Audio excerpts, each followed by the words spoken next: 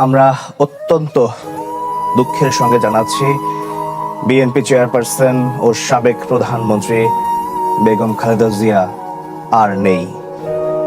আজ সকাল ৬টায় রাজধানীর এভার কেয়ার হাসপাতালে শেষ নিঃশ্বাস ত্যাগ করেন তিনি।